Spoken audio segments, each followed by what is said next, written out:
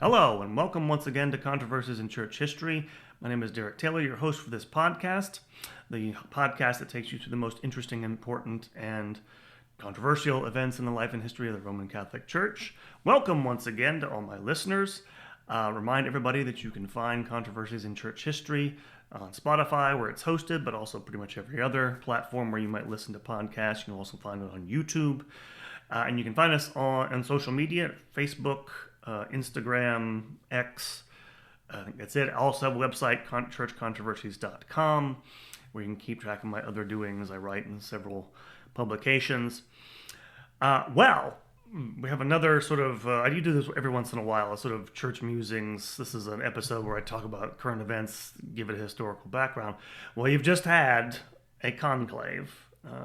Since the last time I've put something out, Pope Francis passed to his eternal reward. And yesterday, as I record this, the College of Cardinals has elected Robert Prevost, I didn't pronounce his name, who took the name of Pope Leo XIV. So we are in a new papal reign. People have been giving their takes on this. I don't like doing takes. And I'm not going to say a lot about. Well, I'll say some things about him in this podcast. I'm talking about a new pope, so I have to talk about him a little bit.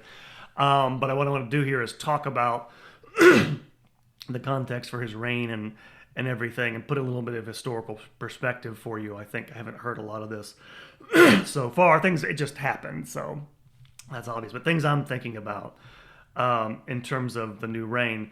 The first thing to note is, obviously, the reactions to him. Okay, several things about him. There's not a lot known about his background. It's coming out now. There's some things, and I'll get to some of that in a moment. So just my personal view of this is, there's not enough to judge, like to give a final judgment on this stuff. We'll find out, obviously, throughout his reign, what he really believes, what he wants to do. And those sorts of things, and we'll get to that in a moment, doctrinally and other sorts of issues that are facing the church. But by all accounts, he seems to be a very, very different person than his predecessor. And I mean this in a sense that the papacy, the office of Pope, is a divine office, supernatural in origin. But it shares some human characteristics with every other elected office, which, at least for me anyway, I think the primary duty of any office holder is to keep worse people out of that position. And it looks like whatever else we can say, Robert Prevost probably is going to achieve that. Not just in terms of there were other candidates I did not like, and so he doesn't seem to be in the same line as some of them. I won't waste time talking about it. And I have to say this, I think he seems like a better person than Pope Francis. This seems to be the consensus, is that he was elected because he's going to heal some of the divisions that, well, I'll get this in a moment, Francis exacerbated. He doesn't seem like he wants to let his followers or his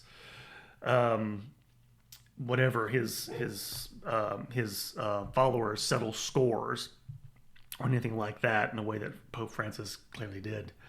So he's already, score one for Pope Leo XIV in that regard. So, and that will be a big help to the church, because one of the problems with Francis is he did exacerbate things unnecessarily. And his personality and the way he governed, pretty much everyone had criticisms of it. I, of course, write stuff for Catholic magazines. I've been writing criticisms of it for a while now.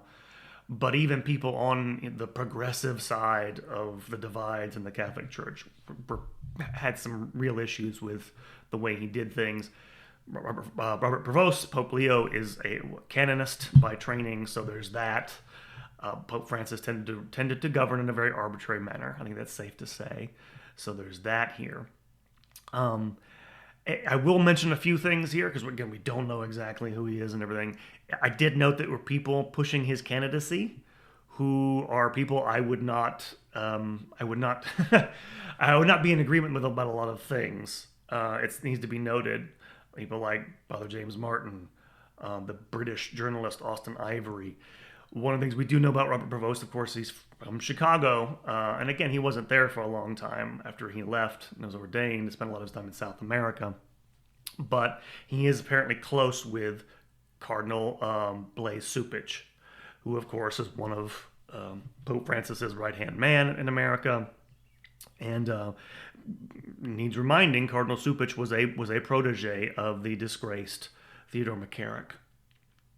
And those sorts of people, Cardinal Cupich, Cardinal Tobin, also a McCarrick acolyte, Cardinal Wuerl, if you remember Cardinal Wuerl, who was the Cardinal Archbishop of Washington, D.C. for a long time, also a protege of Theodore McCarrick, was sort of disgraced and whisked away to Rome by Pope Francis. He seemed pretty pleased. Again, just from images I saw on TV, I don't know that, but it seemed like they were pretty pleased. We don't know exactly why he was elected as of yet, and who was pushing his candidacy. And so coming to judgments about that. I don't say that, by the way, as a slam dunk. There are no slam dunks as of yet.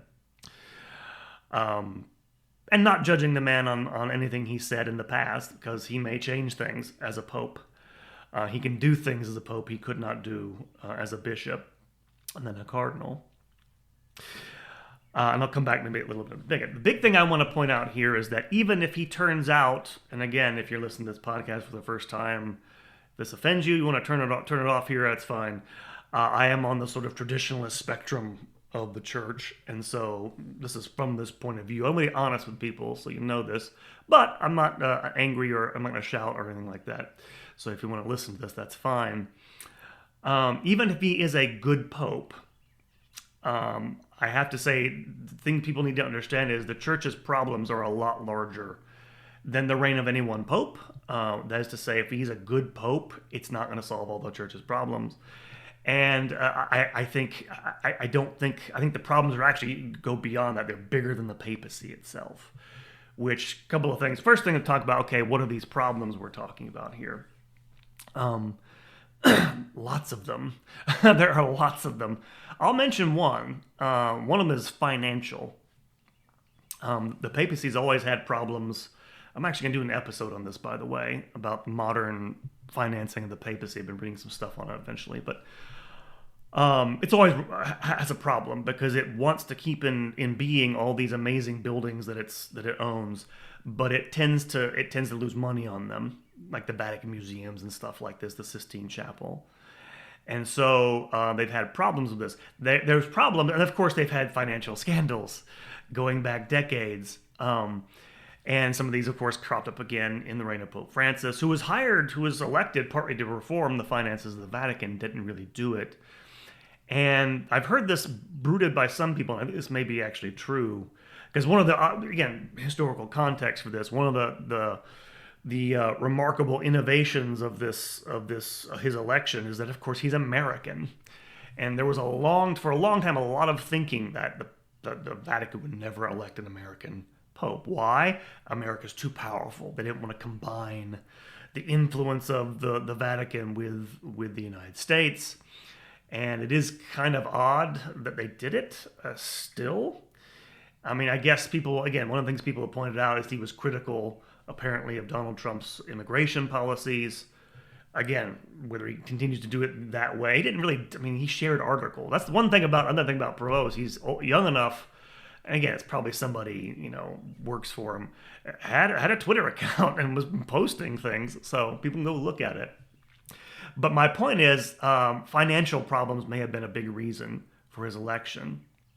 You ask why. He doesn't have a financial background. He is a canonist. He seems like I don't know his record as an administrator. I'm about to say he was, but he seems like a smart guy. I say this because one of the things that's been in the background of the things that went on in Pope Francis's papacy was money. The Vatican needed money. And what happened was the whole issue, if you remember this, it's been a while, with Theodore McCarrick, when things came out about him. If you don't remember this, there's an organization in the United States called the Papal Foundation, which was set up to try to provide funds for the Vatican. Well, when all this stuff about Theodore McCarrick came out, and the Pope wasn't terribly forthcoming about what was going on, those donors said, no, we're not going to give you any more money. And it's partly that and other things. There were other issues involved. In other words, and plus, Francis was playing around with doctrine, and donors in the United States tend to be closer to orthodoxy than they do in, say, Europe. Which, by the way, is almost certainly one of the reasons why Francis was so probably so indulgent toward the German synodal way. If you don't, there are basically two churches in the world that have enough money that could help the Vatican with their financial problems: the American Catholic Church, the Catholic Church in Germany. Catholic Church in Germany. The Catholic Church in Germany, by the way, the reason why they can do that is because they get tax money, because the German tax system works that way. If you're a member of the church, you have to pay taxes into its coffers to run it. Germany's losing members by the day, by the thousands, by the millions, by the year, but they have plenty of money. And so that's one of the reasons probably why he did that. And it might be the case, and I'd heard this before the conclave, somebody suggested Cardinal Dolan might be a real candidate, because the thinking be, if you can get someone who's acceptable to, look, the hierarchy of the Catholic Church is kind of liberal at the moment. The presbyterate, the priesthood, no, at the bottom level, who's acceptable to them, but who's American, who might be able to get those people to open their checkbooks back up. That's definitely a possibility. That's one huge problem. Another one, of course, is the sexual abuse scandal. This is one of the things you want to look for when you want to see what the Pope's like. There have been questions about his handling of sexual abuse cases, both when he was in Chicago and in Peru, where he was stationed. And again, let me be clear about this. You should pray for the Holy Father. You should, I'm not trying to rain on everybody's parade. Everybody seems very happy, by the way, on social media. They have a new pope, and I understand that. After the last reign, it's a relief not to have to worry. Turn on your social media feed and not worry about the Pope insulting you, especially if you're a traditionalist, or saying crazy things. That'll be. I'm sure everybody wants to feel good about that, and you have a right to feel good about that. But this is something that's ongoing. It's something that he needs to address. It's something he can do a lot, actually, by doing very little. But it's something that's bigger than him and the papacy. Other issues, again, stuff we've known about for a long, long time. This is where and by the way, when I say what he can do, the first thing he can do is get Marco Rupnik out of the priesthood as soon as possible.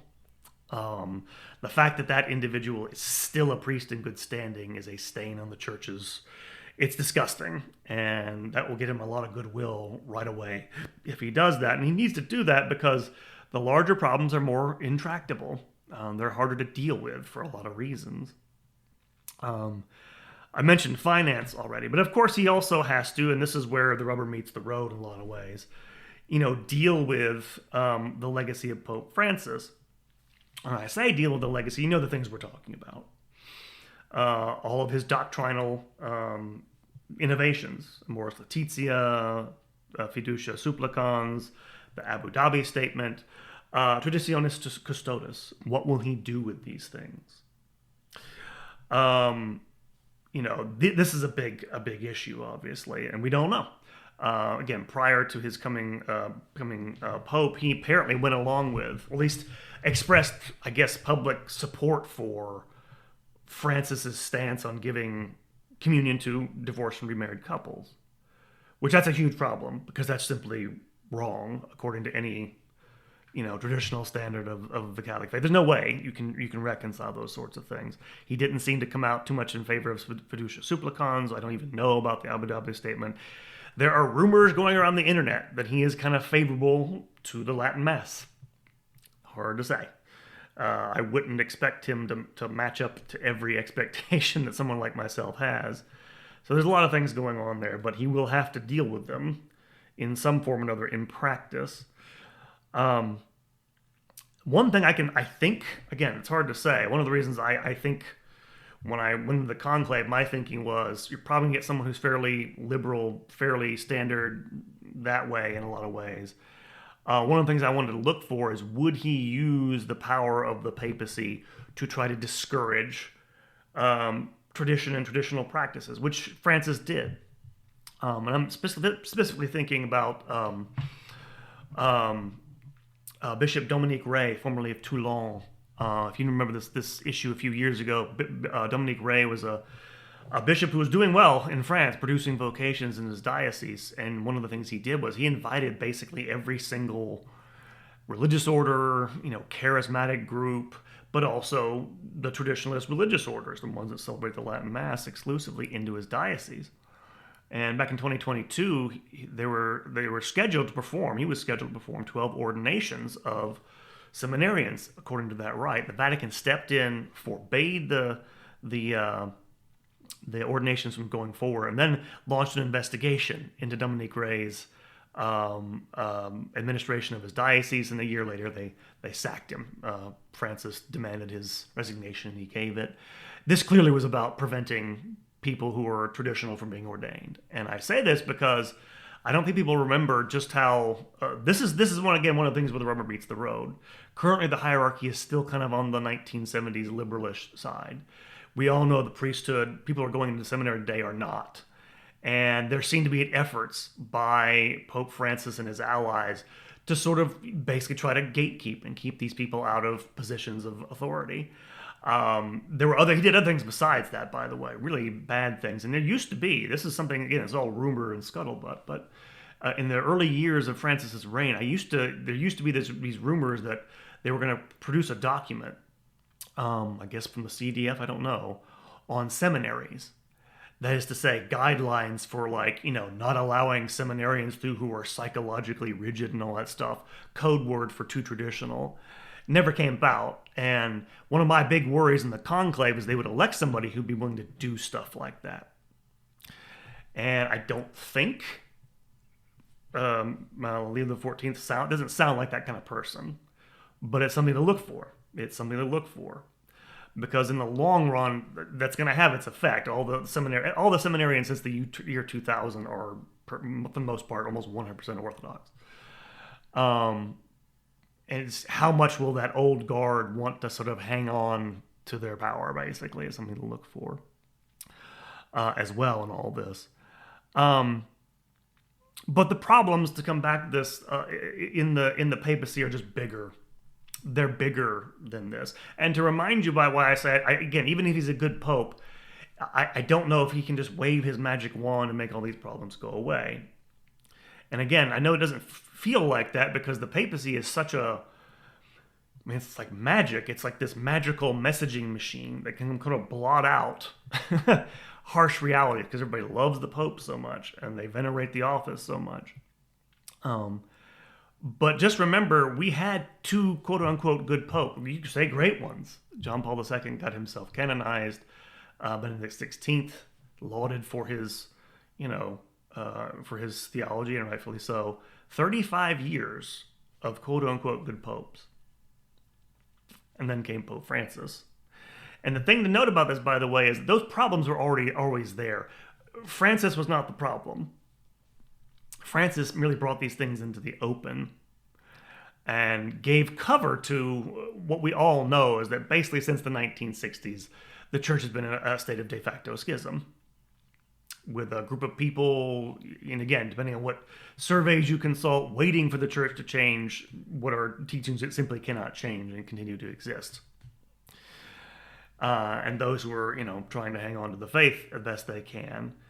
And Francis was there to give cover to a lot of the things those people wanted. People want, obviously, people things to change. Just take, for example, Fiducia Supplicans. As shocking as that document was, and it's shocking that a bishop of Rome allowed a document like that to be issued. There are, openly gay parishes all over the place in the United States, where I know from several sources they have already been blessing gay unions for decades, right? Francis was just there to give them cover. The same thing with, of course, people with Amoris Laetitia, which again was kind of a wedge issue in order to intended, it seems to me, to sort of open up questions of sexuality in general, which is what Francis did after that. So what's he going to do what's he going to do, Pope Leo, in those regards? Really big questions. But of course it goes back to these larger issues. And again, I mentioned you already had two good popes who were meant to sort of heal the divides that opened up after Vatican II. And again, people thought it did. I remember reading somewhere um, the late great Father Paul Mankowski, who's a Jesuit, a good one, responding to the assertion of George Weigel, if you know who that is, after Pope Benedict was elected in 2005.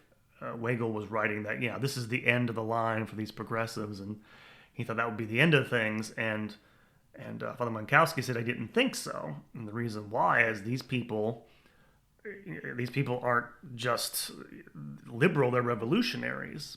This is the meaning of their whole life. They're not going to give up just because they had a conservative pope elected. Again, they're people who believe things that are just contrary to the Catholic faith in high positions in the church. And until, that's why you have this problem. And until that's sorted out, I don't know exactly what's going to change. One of the questions it raises is, what can a pope do all by himself in one single reign? Famously, Pope Benedict was quoted as saying, my authority stops at that door, talking about the door of which building it was he was in when he was saying that popes are limited in practice. But and this is part of the problem, is how much practical maneuvering room do popes have, even if they wanted to do that. But these problems are huge, and the reason why is take all the problematic documents of Pope Francis's reign. There's been some talk that maybe because he's a canonist, Pope Leo XIV will sort of jigger with it and sort of neuter those documents. I don't think that's going to do it, is the thing. The problem with that is you can always go back and sort of rejig it in a way. And this is kind of the problem. This gets us back to the big problem, is the problems with the Second Vatican Council.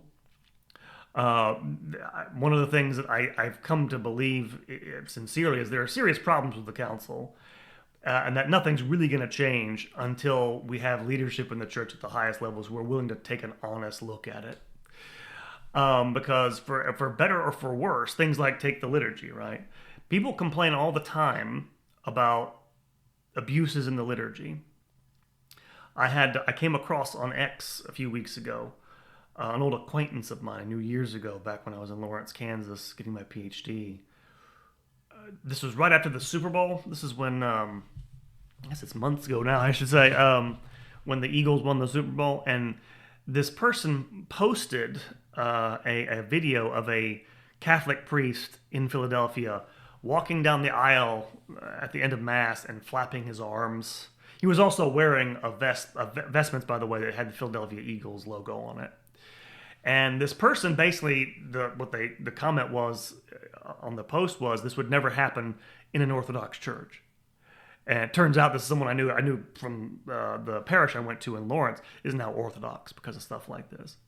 And the problem is that whatever, again, I don't want to get into this right here, but the Second Vatican Council has been the ultimate justification for every doctrinal, liturgical, moral, theological innovation since the 60s. And you're going to have to do something about that eventually. Because it doesn't matter if you get a conservative pope in there. He's followed by somebody who wants to change things. He can always appeal back to it. You're going to have to do something to prevent people from using that to promote innovations, to allowing things like this to go on. And look, again, one of the things I want to stress here, one of the things I want to contextualize is that the papacy does have limits to its actual practical power, right? We all know that. And there have always been people in the church who have, problems with that doctrine, or there have been,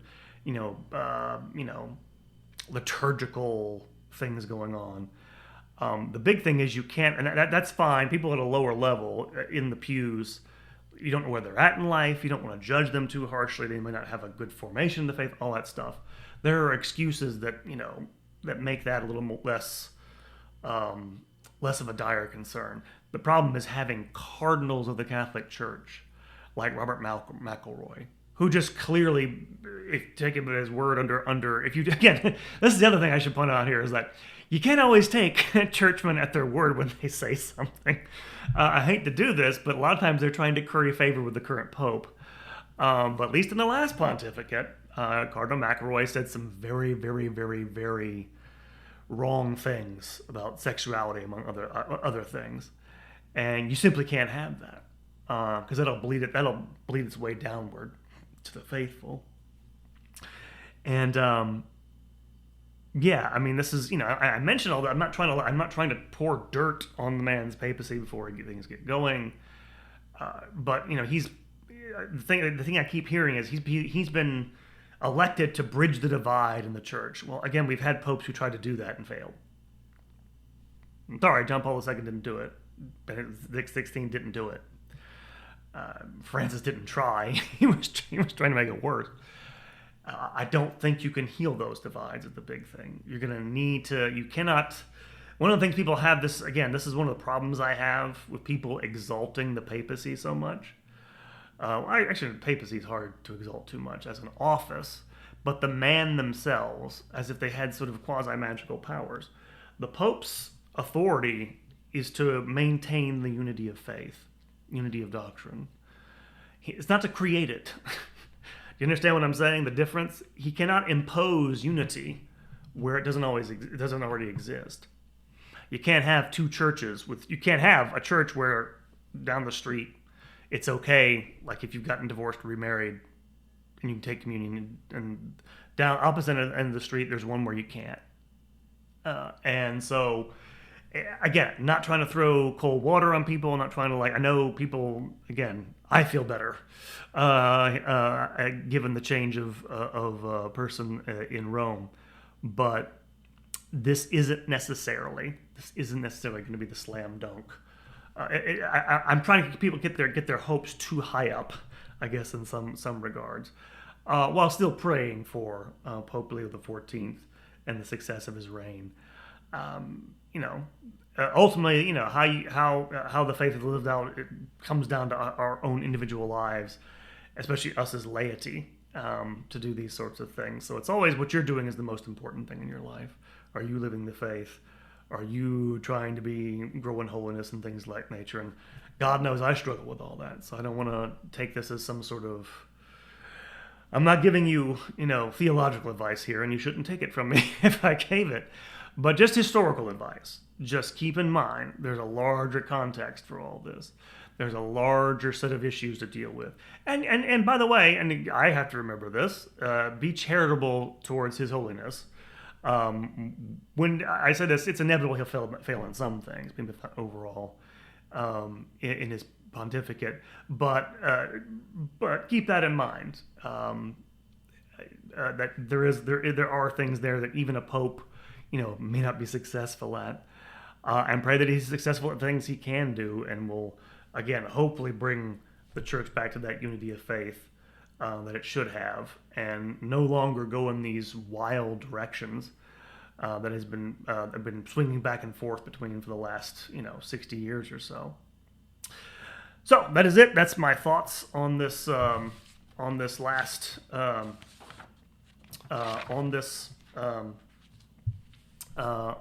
the election of Pope Leo XIV. Sorry, I've been kind of behind on getting things done. I'll have some more episodes coming. I have a month or so off in the summer to get some more stuff done. I don't remember which one I'm going to get to first, but I'll get to one as soon as I can. I've been trying to do writing projects and other things like that, so please bear with me. Apologize for that. And just a reminder, you can find Controversy in Church History, Spotify, Apple Podcasts, wherever else you listen, on YouTube. You can also find me podcast on me on social media, Facebook, X, Instagram, and on the web, churchcontroversies.com. That is it. Thank you, everyone, for listening. Hope you have a wonderful and blessed weekend, and I'll talk to you soon.